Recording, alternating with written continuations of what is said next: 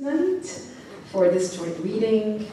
I think it's going to be a wonderful juxtaposition of poetics, so I'm really looking forward to that. Thank you, Farnoosh, for the addition, the flowery addition. So before we begin, a few announcements. Oh yeah, and this is a celebration of their manuscripts, so which are available for sale over there. So please grab a copy of both these books, Mother and Grand Cloud. Both are really incredible. So before we begin, some announcements of upcoming events at the Poetry Project.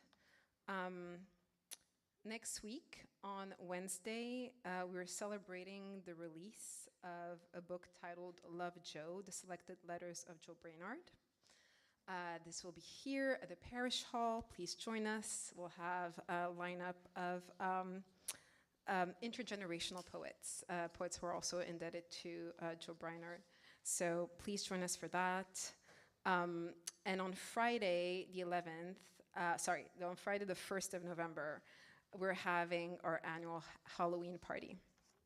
And it's going to be, I think, a combination of drag shows and poetry. So again, if you're free, please come. Okay, I think I'll stop there for events. Logistics, there are 2 all-gender bathrooms, one on the first floor, an accessible bathroom on the ground floor. If you need to get there, just let me or anyone else on staff know. I'm looking at, there's a video on Farnoosh's computer, and they're like, yeah, someone's looking at me from that video. Welcome to the Poetry Project. Okay, a lot of props. So what else? Books, toilets, events, and now introductions, right? Okay. I always think I'm gonna forget something. So I'm gonna introduce Farnoosh, and Nicole is gonna introduce MS RedCherries. I will first read Farnoosh's bio and then a short introduction. So Farnoosh Fathi is the author of Great Guns, editor of John Murray, Drafts, Fragments, and Poems, and founder of the Young Artists Language and Devotion Alliance, YALDA. She lives in New York and has taught at the Poetry Project, Poets House, Columbia University, and Stanford Online High School. Okay. So, when I reached out to Farnoosh, asking her if she'd like to comp anyone for this event, she responded, "Thank you so much, Miren. I'm so looming forward to tomorrow." As someone with a non-native relationship to English, I wondered with some degree of paranoia if looming forward implied that something ominous was about to happen. A forthcoming revelation Farnoosh's typo was warning me of and I should prepare for. Farnoosh's poetry makes me feel like an overused expression is suddenly about to swerve off course. Every line a syntactic assemblage, an estranging collage of unruly associations, working against common sense and the lethargic grounds enabling its deceptive distribution. Granny Cloud is so intensely singular, its own private thing, an object forged out of idiosyncratic references at the antipodes of everyday verbiage, its automated linguistic habits. I'm left with the feeling that the coordinates of the world in which the poems unfold only become legible on a high fever, an altered state of consciousness whereby estrangement gives way to joy, sometimes faith. We must not waste the will of God, Farnoosh writes. I'm willing to surrender to her world of troubadours, medieval holes, cream-filled epaulettes, tablecloths of water, letters sealed with a leech, images committed to a temporally ambiguous world, a pre-Renaissance perspective in which the real hasn't yet been confined to realism. I sometimes find myself looking for aboutness, a handle to latch onto in Farnoosh's psychic carousel, some solid ground from which to unlock the meaning of her world. But then Farnoosh reminds me, I must be a brave student. What do brave students do? They find their grounds. She writes, I study the weave of her exuberant poetics in anyone's Don't Natel, where over 30 pages, Farnoosh shares the various iterations that resulted in the poem's Fontanelle. Everything has a logic. The surreal is only a surplus of meaning doubling down on essence, each line teeming with subterranean abundance, an infinite number of possibilities ultimately settling on what needs to be. Recursively, Farnoosh builds her own iconography. There's a lot of baldness in this collection, bald like dolls, kings and queens. Do you know how I get about the bald? I saw the bald double in us, the billbald. The skin of Farnoosh's poem is exposed. Everything is felt twice, like a double chin, two jaws, or two faces. In his biography of St. Francis, a figure lurking behind Farnoosh's collection, G.K. Chesterton writes that the saint saw himself as an object, very small and distinct, like a fly walking on a clear window pane, and it was unmistakably a fool. And as he stared at the word fool written in luminous letters before him, the word itself began to shine and change. Every word in Farnoosh's collection shines and changes with divine foolishness. A jongleuse's upended world where joy isn't sadness turned upside down, where we can grieve with both laughing gulls and mourning doves. This imagination, Farnoosh writes, is present tense literature. Please join me in welcoming Farnoosh Fathi.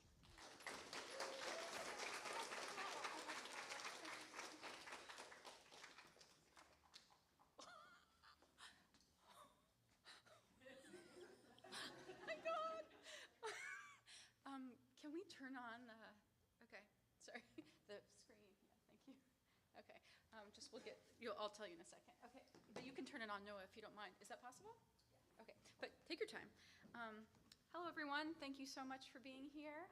I'm Farnoosh. Thank you to the volunteers, to Abigail and Nick of NYRB. Thank you to Nicole, Marin, and Anna, and what's it again?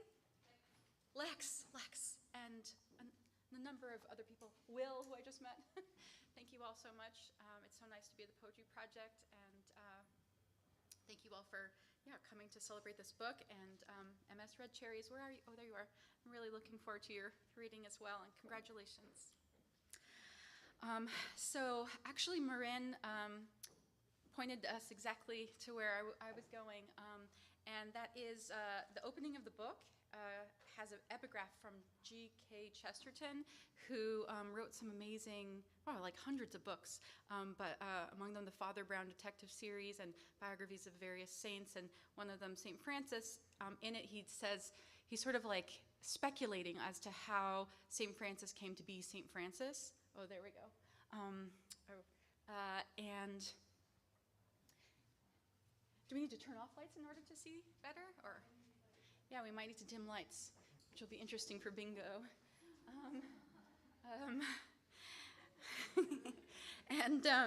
And so how he came to be St. Francis, which is also to say how he became a juggler of God, which is how he called himself and his friends, his disciples. And he says that one theory is that St. Francis was going through his own sort of crisis of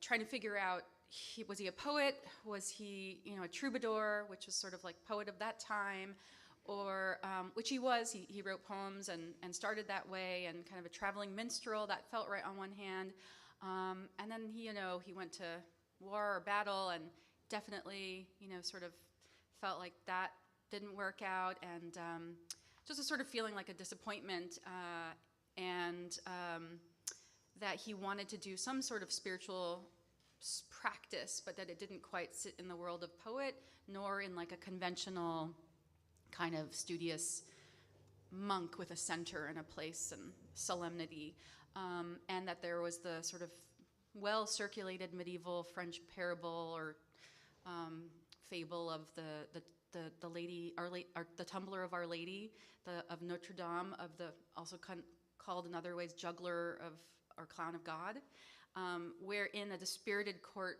tumbler who sort of is like lamenting that he just has this little tumbling routine, and he performs it everywhere and sort of like in court and kind of looks around, and everyone seems to have more illustrious ways of expressing their devotion or their purpose or meaning. And so he goes into a cave and he takes with him a portrait of the Virgin Mary, and he just does his jig, his tumbling routine in that cave every day in the dark for the Virgin Mary. And after many days, the Virgin Mary like comes out of the painting and sort of like restores his faith. And it says that like when he was doing his jig in that moment, his feet were moving joyfully, but his eyes were weeping. And so I think G.K. Chesterton says, like, having told you that, he says, if we apply this parable of Our Lady's tumbler to the case, we shall come very near to the point of it. Now, it really is a fact that any scene, such as a landscape, can sometimes be more clearly and freshly seen if it is seen upside down. There have been landscape painters who adopted the most startling and pantomimic postures in order to look at it for a moment in that fashion. Thus, that inverted vision, so much more bright and quaint and arresting, does bear a certain resemblance to the world which a mystic like St. Francis sees every day. But herein is the essential part of the parable. Our Lady's tumbler did not stand on his head in order to see the flowers and the trees as a clearer or quainter or brighter vision. He did not do so, and it would never have occurred to him to do so. Our Lady's tumbler stood on his head to please Our Lady. So when I read that biography, 12 years ago, and then over the course of these 10 or 12 years of writing this book, there was kind of this question looming of, what would it mean, to stand on my head? What is all this inverting and contorting that I'm doing for? What does it mean to do it for kind of a renewed vision? And what does it mean to do it as an expression of devotion or faith? And so anyway, part of the sort of thing I'm interested in as we play bingo with the ants is to kind of invite you to think for yourselves, for what do you kind of invert yourself or try to see a new perspective or contort yourself.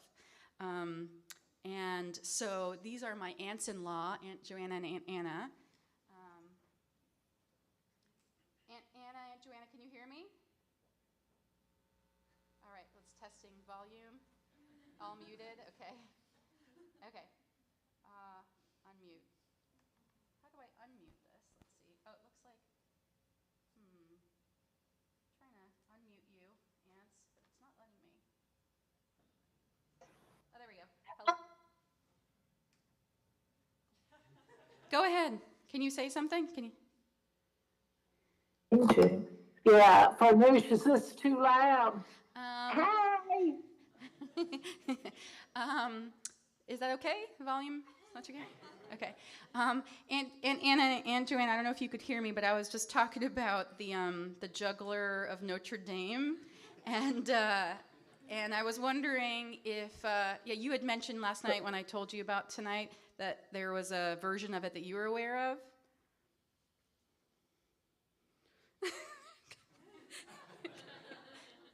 Okay. What's the version? Did you want to say? Okay. All right. Okay, back to me. Okay. So we're going to... Why don't we hear her? Go ahead. We'll just hear. Okay, go ahead, Annie. Now I can hear you. Did you want to say something? Oh. No one else is in the meeting? Oh. They accidentally... They'll come back.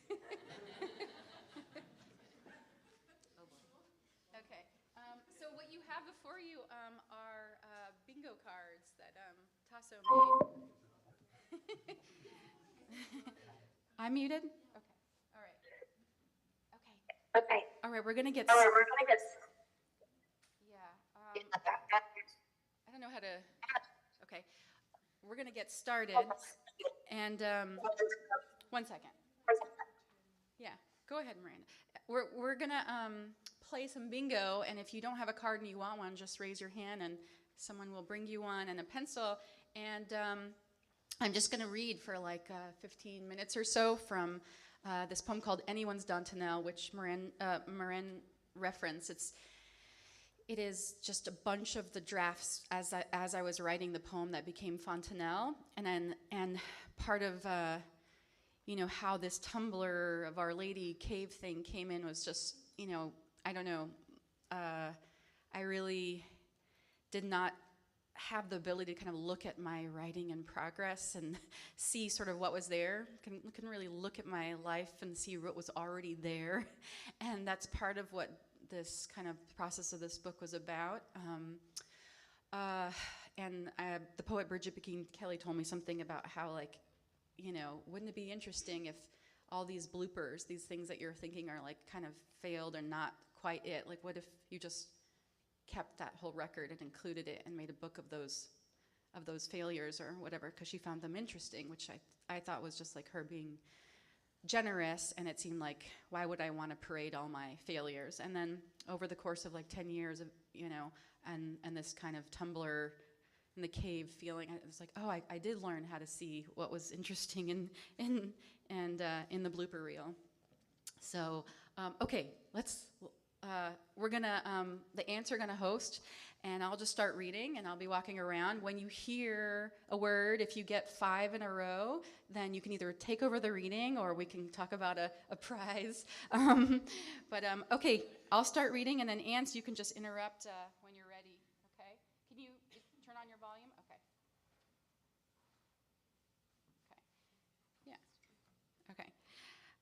Farnoosh, can you hear us? Farnoosh. Yes. Can you hear us okay? I can. Okay. Got it. Okay.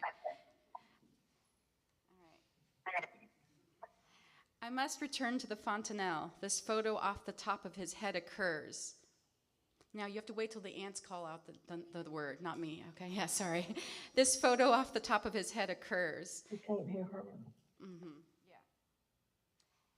It is courtesy of him bantering in the house next to which I live that he dies, and I want to do this. The peas shoop in a wet valley, a valley like the gull with a pea eye, and white stitches, eyes that gull and turn and roll in a bow. And bowing, you can tell, wad the pall and gull at the stand, spearheaded among flies. Yeah, go ahead. Let's get started. Go ahead. This is what we actually will be using. It's a bingo thing. The only thing is you may not hear it rolling because the balls drop down and then I get backlogged. So anyway, but I'm Anna, or AA, and it's the first number. Wait a minute. I mean, are we supposed to say the number 8 here?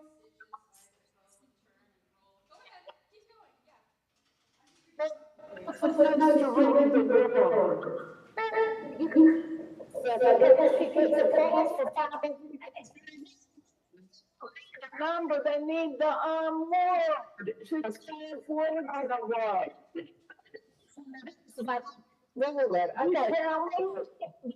Okay, Jonah, do you know how bingo got started?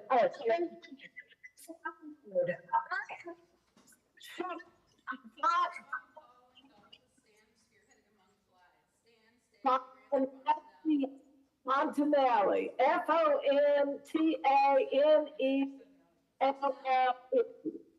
I think that's kind of an Italian cheese. And that's the bingo start. Okay, I'll read some more. Fontanelle? Okay, all right. Okay. Yeah, that was it. We've already done that one. Keep that for news.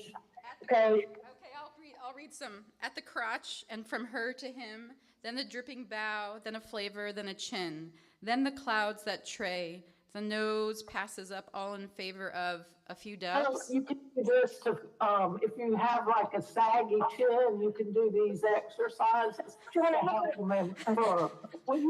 Okay. I must return to the fontanelle. This photo off the top of his head occurs. It is courtesy of him bantering in the house next to which I live. I've got bangles on.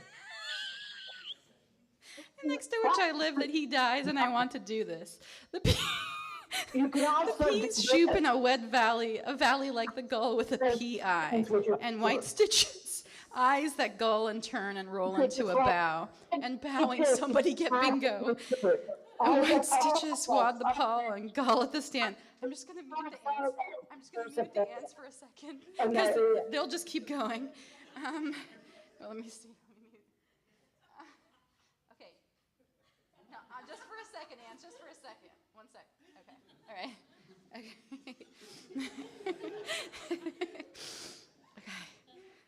A valley like the gull with a pea eye, and white stitches, eyes that gull and turn and roll into a bow. And bowing, you can tell, wad the pall, and gull at the stand, spearheaded among flies. Stand, stay, and grant the fontanelle, my stomping ground, the stomping ground of all students. Am I editing or am I writing? A question. I see the spiders carousel the pen. When spiders carousel the pen begins to descend, like a purple drill or a curl coming, teeth flickering like fireworks or smiles, at the crotch, and from her to him, then the dripping bow, then a flavor, then a chin, then the clouds that tray, the nose passes up all in favor of a few doves. Yeah, if you find the word, you can cross it off. Let's do that. Yeah. Sure, yeah, let's change it. You got bingo? You got bingo? Come on up. Hey. Thank you. Okay. You can just take over and until the next insert here. Okay, and then go up to here. Yeah, until the next winner. Yeah. Oh, okay. Okay. But let's see. Let's let the ants also just have a little moment here. So, okay. All right. Hey guys. Oh yeah, she's a geologist. She's got geology. Okay, sorry, ants. I don't know how to do you. Go ahead. Okay. I must return to the fontanelle. This photo off the top of his head occurs. It is courtesy of him bantering in the house next to which I live. That he dies, and I want to do this. The peas shoot in a wet valley. A valley like the gull with a pea eye. Now, altering is like when you're talking, you don't have to explain, don't, okay. I didn't know if I'm making words or not, so. What implies? I was just asking how old he was. Do you have a great uncle that's not married And by any white chance? blow dryer stitches. Right. Eyes that gull and turn and roll into a bow. Now in bowing you can tell, wad the pal and gal at the stand spearheaded among flies. Stand and grant the fontanelle, my stomping ground. 35. Tree hugging. You want to go out and hug. Tree Hug a hugger. tree. Yeah, tree huggers. Tree hugging. Tree hugging. The stomping ground of all students. Am I editing or am I writing? I see the spiders carousel the pen, and from her to him, at the crotch, and from her to him, and from her to him the pen, writing, handshake, and exchange between the brows, then the dripping bow, a flavor, then a chin. And 33. Roses have she is a thorn in my side. I'm sorry. Is it- Yeah, is it- That's a what? Finger? Come on over. Thank you. What's Don't your name? laugh. I'm Sakib. Okay. Sakine? Sakib. Nice to meet you. Nice to Sakine, meet thank you so much. You're amazing. Dante, thank You- you. Where do we start? Anywhere you pick up maybe over here somewhere? Okay, Third draft. okay, Third okay. draft. Yeah. Okay. This is Dante. Hello, I ants. Is that like Dante's Peak? Exactly. Like, okay. Okay. I should start. I must return to the fontanelle. This photo off the top of his head occurs. It is courtesy of him bantering in the house next to which I live that he dies, and I want to do this. House, see? The No, peas be shoop true. in a wet valley, a valley like the goal with a PI. And he does stomping. Here Can you you must see? bow, Stop. He's eyes a that will gull and turn Okay. and roll into a bow. Now when bowing you can just tell, Wad the pal and Gall at the stand spearheaded among flies. Stand, stay, and grant the fontanelle, my stomping ground, the stomping ground of all students. Are we editing or writing? I see the spider's carousel the pen, and what from her to him, and at the crotch dripping?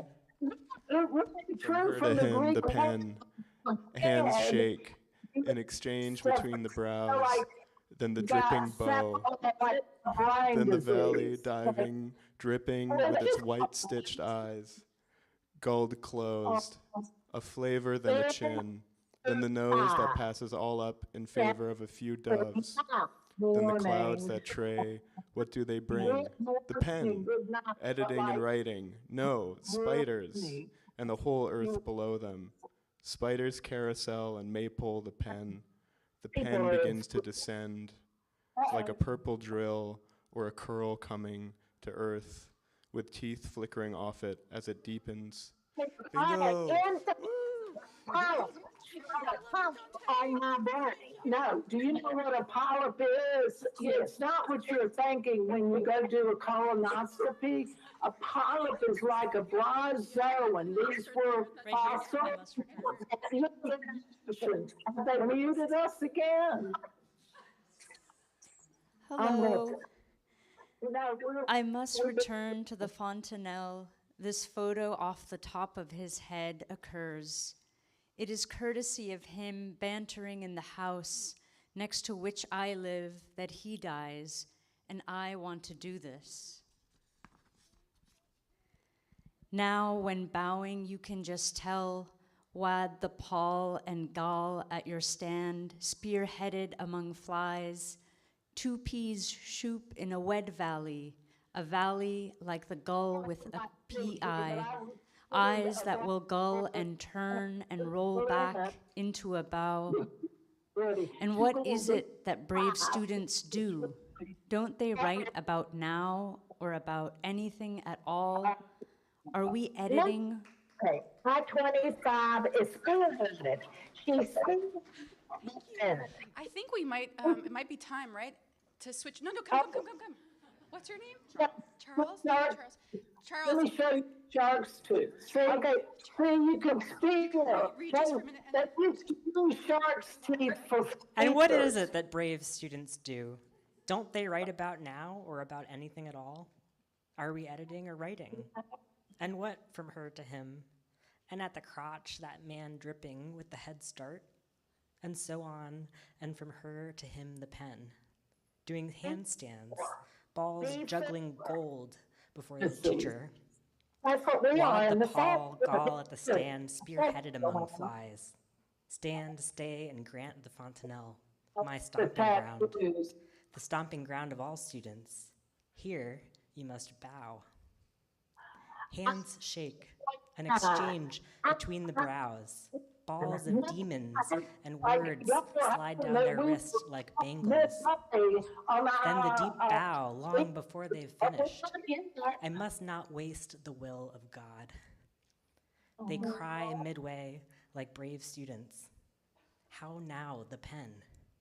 Now the valley is diving, dripping nothing of its white stitched eyes, closed with full intent.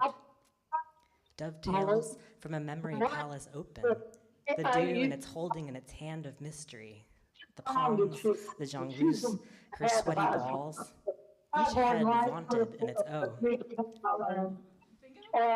you so much. Is there more bingo? Oh, yes. Multiple bingos? Jongleurs? Yeah, come on up. Let's wrap up together. You two, Miranda? Yeah, come on together. Let's do it together. Okay. All right, let's do, yeah. Here, you're in the middle. You can hold this.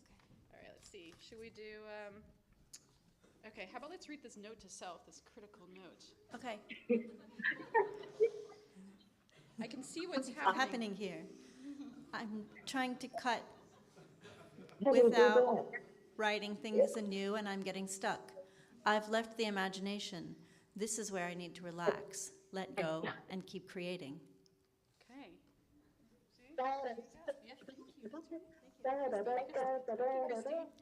All right. All right. How about let's read this. Let's repeat it. I must not waste the will of God. They cry. Midway, like brave students. How now, the pen? She won't touch it until she has walked on her hands before the portrait of, from her to him. Okay. And then let me just run to the end. Here we go. Let's see. Sorry. Stay with me. Yeah. Are we quiet or are we crying? And the man with the head start and the crotch dripping, and what from her to him? She is rising or undressing. Behind a cloud, her scarf too undresses, pink and white stitched with two eyes. Peas, and at the edge, I think, what is called Shoop, Wed Valley circa, cannot teach. One student begins this portrait. She draws a cat eye for herself, and another draws a tear, and junk indicating some darkness dialed hours ago. And for another is drawn hands behind the back, tied with mourning doves. They are, so to speak, resting there, balancing for all time, and mourning what flight has done to them. Behind their backs, what clouds have written, farted, and other nasty things in their gorgeous font. Her head now drops to the floor and her feet to the air, and until she has walked on her hands before her walls, the bird, the cloud, portraits hung on every side, then mine, she says, will begin. My face will begin its dripping. My feet will implore the air with joy, with clouds that tray, empty, their chins in flames. And her eyes begin dripping, the paint of our still fresh portraits turned upside down, and her feet implore us of their joy. Thank you.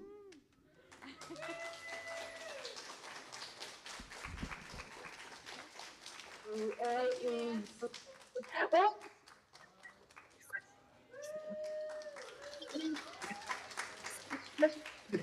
in 34, John, Dinosaur has to say goodbye. Hold on. And this is, oh my,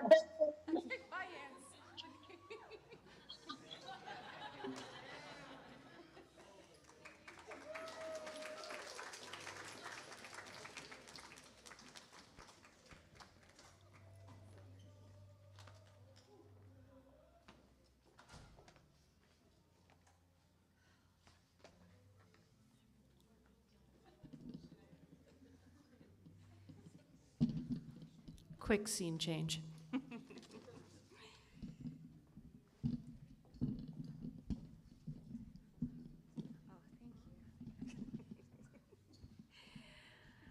Thank you so much, Farnoosh, and to your aunties, and for all of the bingo readers.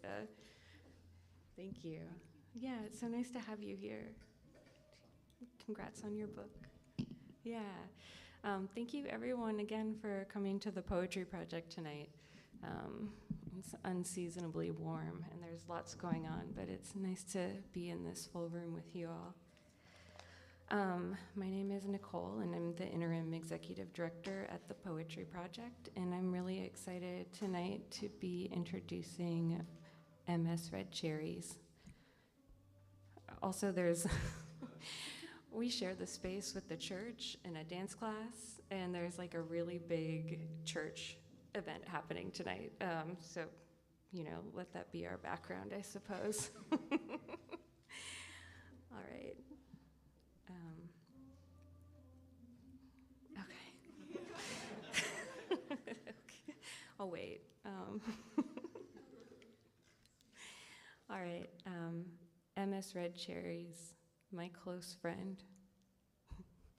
Yesterday, while returning to the city on an Amtrak, we texted about this introduction. A few ways I could introduce you tonight. Brief quips, some mischievous deviations from a proper introduction. I had just finished reading your new book, your first book, Mother. I was trying to find the words to be able to speak to what I was feeling, what was felt. Onajishin Niji I texted, "It's beautiful, my friend." And yet again, my own brevity was still an incomplete expression of mother, a collection of work that weaves across and through time, through dreams, stories told, memories real and memories gathered through fragment, fracture, resonating and mirroring forward into the shared and familiar. The voice of her sister, the nose of her brother, her father speaking softly, this listening, a deep listening, a question, questions, quote, "How much higher, mother?" High enough to see everything, MS writes, and farther hellos. The pieces of Mother, a series of poems, vignettes, letters, build upon one another to tell a larger story, a story of connection. MS's writing seeks to uncover, to bridge gaps, to question, can time itself be intermittent? The way a soft-edged rock has the ability to skip across the top of the water, graceful, breaking across the surface, traveling forward, segmented, to land at the depths, to connect back. In To Fall and Give, MS writes, "My mother was born into a place crumbled by worlds. She stepped off an autumn ladder and down into the grass below, where she lay with her family." And later in the poem, quote, "She lived generations in an open burial that illuminated generations. She's a microblip of chasm that erodes the universe. She said that we try to bury our histories and find our futures, the ones we want to forget but always remember," unquote. And while traveling on that southbound Amtrak, feeling the sway of the train car on the tracks above the rocky bed carved along the Hudson, I watched the trees, deep in transition, fly past the window. In a seat facing northward, I was traveling backwards and forwards at once, and this felt right. This timing, a timing akin to the visceral pull forward and back that is traveling home throughout Mother. The hypnotic lull of movement of watching the yellow and red leaves waving from the trees, the sun setting over the river bluffs, a landscape shaped by time of cycles, a wholeness incomplete and yet always whole. In Farther Hellos, MS writes, "And when I dream, I remember, and when I remember, I dream, wondering if it's real, and why does it have to be?" And I leave it to MS for her to lead us through and to and through these questions, through the layers that is Mother. MS RedCherries received an MFA from the Iowa Writers Workshop and a JD from Arizona State University College of Law. She is a citizen of the Northern Cheyenne Nation and lives in Brooklyn. Her debut collection, Mother, which is a finalist for the 2024 National Book Award for Poetry, hell yeah, was released in July 2024 from Penguin Books. It's my great joy and honor to welcome my dear and close friend, MS RedCherries.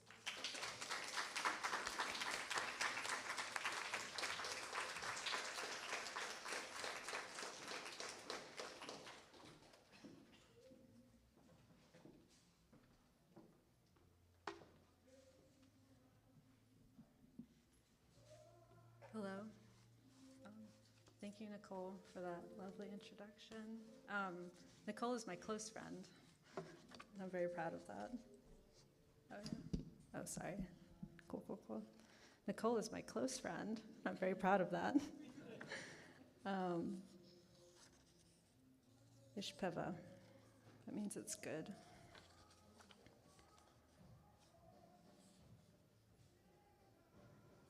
Beautiful music. America, country eat country, an apocalypse in miniature. Redacted. And when the woman ran from her house to the front of the BIA building and was told that she could not see her daughter because her daughter was on her way to a residential school with the Dakotas, and that she would stay there because she was going to learn and stay with the people who took her from the woman's house and onto a bus waiting at the front of the BIA building. And when the woman tried to know where her daughter was, she was taken and put on a bus to a hospital in the Dakotas because she was told she had too much sadness, and that she would be healed from the sadness which had taken her from the house to the front of the BIA building and onto a waiting bus that would take her from the mountains into the flat plains onto a gravel road up to a big brick building with an American flag in front, where she would stay until her sadness went away. And when it didn't go away, her daughter, 40 years later, seeking to find her in her own sadness, found the woman's hospital records, which showed the woman being diagnosed with delusional melancholia. And when the woman died in her bed at 26, she was laid alongside another 120 patients, all of whom now lay buried between the 4th and 5th fairway of the Hiawatha Golf Club in Canton, South Dakota.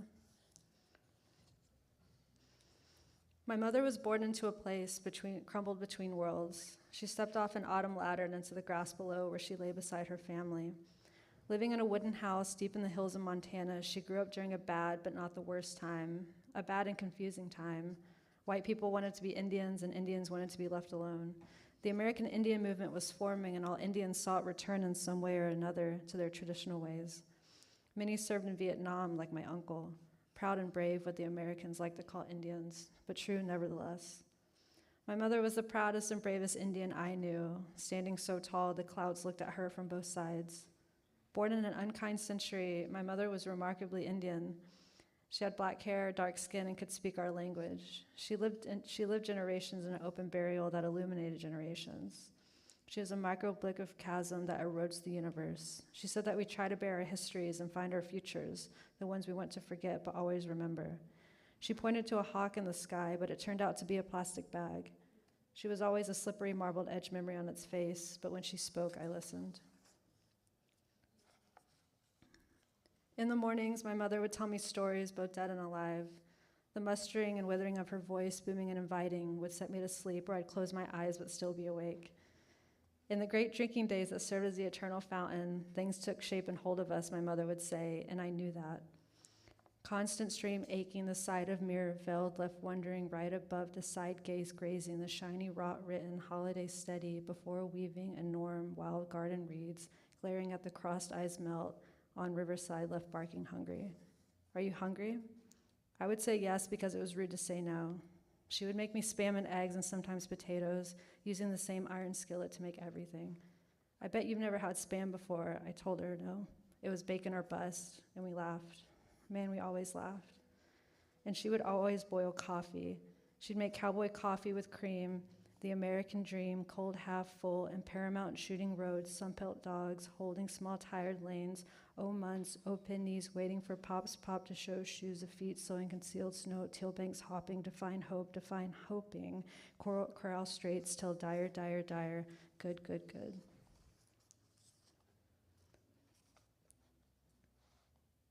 My father noticed my distrust of the landscape as I saw it through his life. America never looked for us at all, but I'm better with you, I told my father. I don't know if he heard me. One lit candle after another on a table in a 2-bedroom house with a muddy driveway. 50 years ago, his own mother sitting in a rocking chair near the stove, watching him play outside from the window. Corn and potatoes for dinner. His mother scratches her hand until it bleeds and asks the Catholic priest for forgiveness. Forgiveness from who? And at 30, she dies from diabetes. No concrete bedder, no marble statue erected in anyone's honor except at the Catholic Church, a saint. When I saw my father's cedar coffin laying at the front of the church beneath the priest's hand, it made me feel small and raging, but at who? Cheyenne songs en masse and Catholic prayers, ideas that don't work out in the long run, in a church that was built to resemble a teepee. Burning cedar near a cedar box. I look at my feet, black heels and a black dress. I am wearing black in a Catholic church attending my father's funeral, walking out to the burial site. It's cold outside, and the ground is so frozen my heels do not sink into the clay. Father, is it too late to tell you when Mother called me every Christmas and every birthday? Did you know that I wished for you? And the last time you called me, you said it was so cold that your chest hurt, and it was this cold.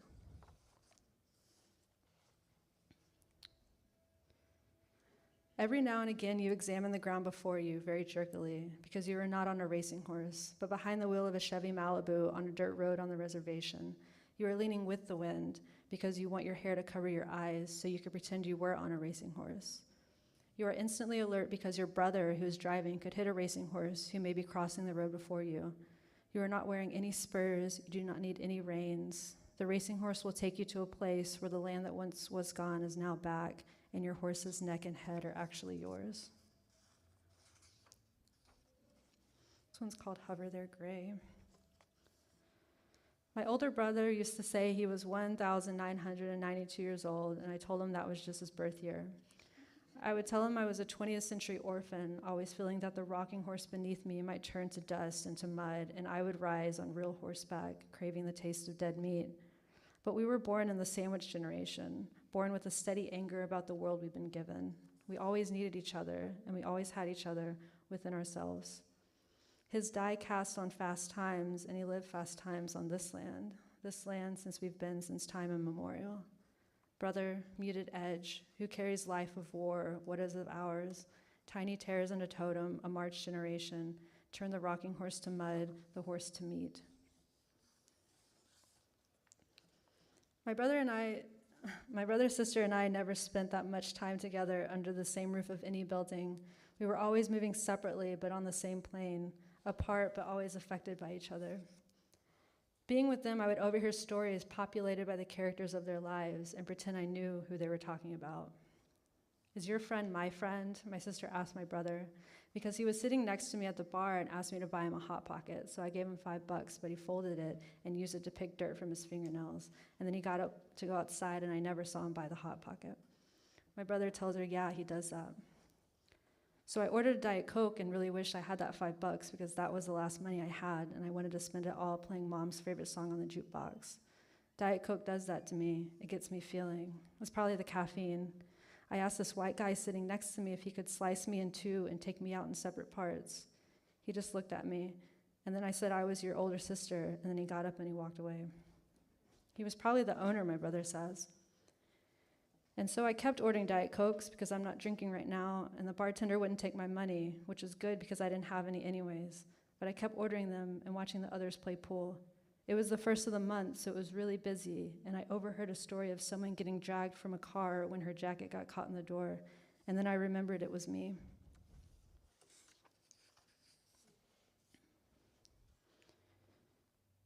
There was already snow on the ground, and my mother is running up the hill. She's carrying a baby on her back. I meet her, and she runs past me without saying a word. She is carrying a baby on her back, determined and fierce, and she's running past me. I watch her climbing the pine trees to make it all the way to the top. She drops the baby off at the top, and my mother keeps running. I do not hear the baby. I cannot see the baby. But when I see the blanket, I ask my brother, what is she doing? He tells me she went to the creek for water and came back with a baby. I let my thoughts go, and I watch the white blanket at the top, breezing in the wind. The white people came and shuffled around the crowd of Indians at the bottom of the hill, and I stand there watching, but I do not understand. I see smoke coming from behind the mountain is breaking, and the smoke is coming. The baby is crying, and my brother says, that is you. Looking at a black and white dog, I ask, aren't we all dogs? He looks back at me and says yes, or rather I say yes, and he doesn't say anything at all. Growing up without my brother and sister, I've been talking to dogs since I was quite young, and sometimes they talk back. I spent my younger days living alone and being alone, waiting for a life eclipse, waiting for a life eclipse, waiting for a life eclipse, and even before it came, I always knew my life would be eclipsed and overwhelmed by someone other than me. Throughout my younger entirety, I always felt I had something to prove to others about being, something that made it difficult to dance around the continental division of my existence. And when my mother gave me up to be a family, 1,000 miles away from home, alone and apart as an only child, in a place that felt like anti-Indian because I was the only Indian, I'd ask, Mother, where did we all go? Mother,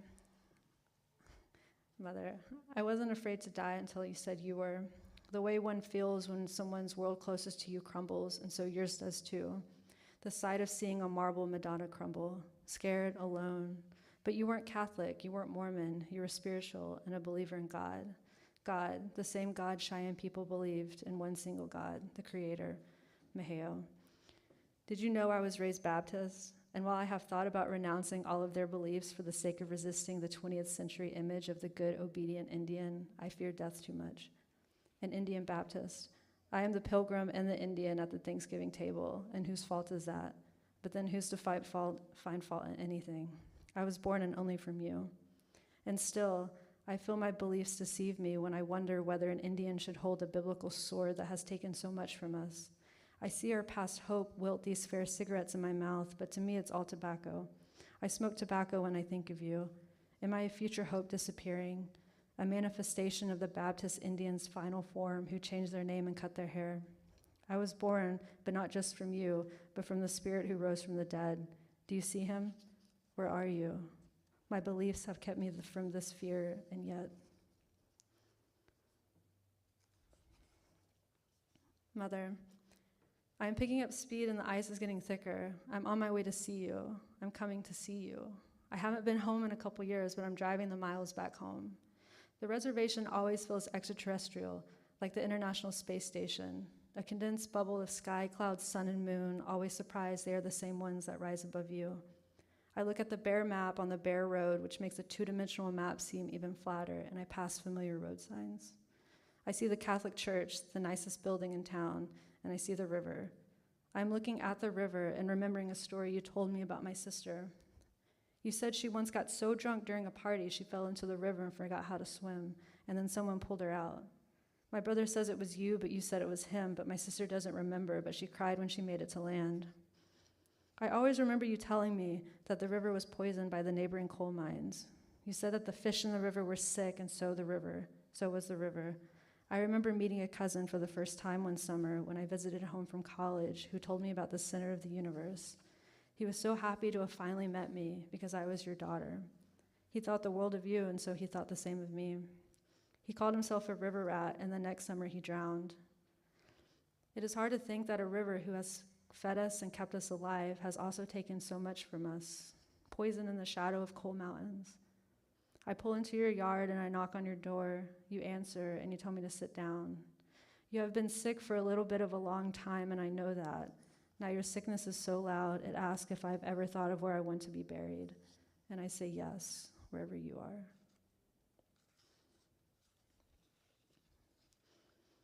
This one's called New Mass. Apart, does grass flower?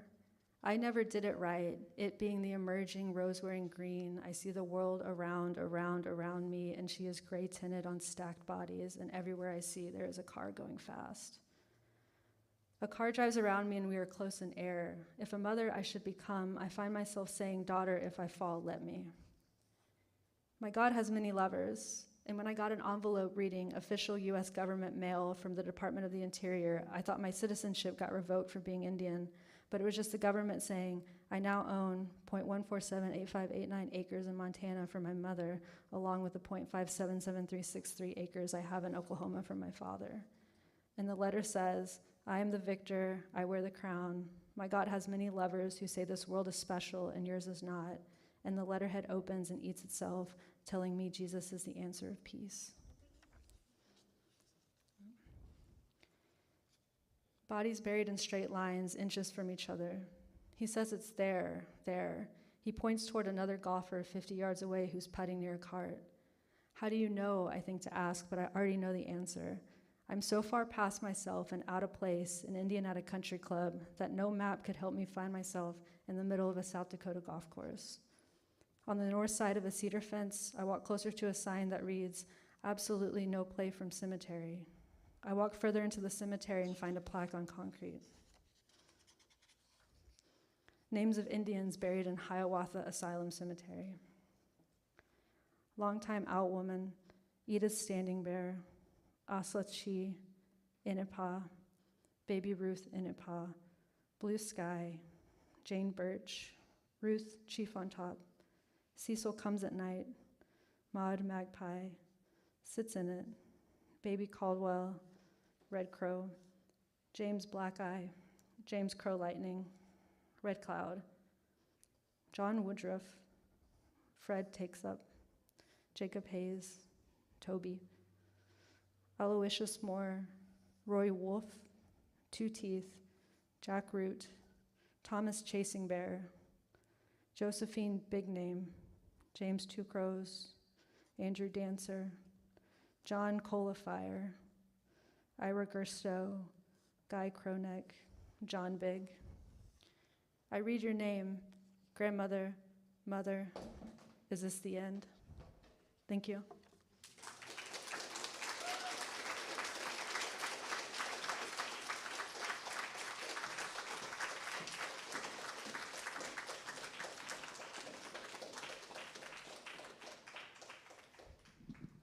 Thank you so much, my close friend. That was so beautiful. Thank you all again for coming. Apologies for the overflowing church noise. Please pick up both Michaela and and Farnoosh's books at the table, and please come back to the Poetry Project sometime soon. Thank you all.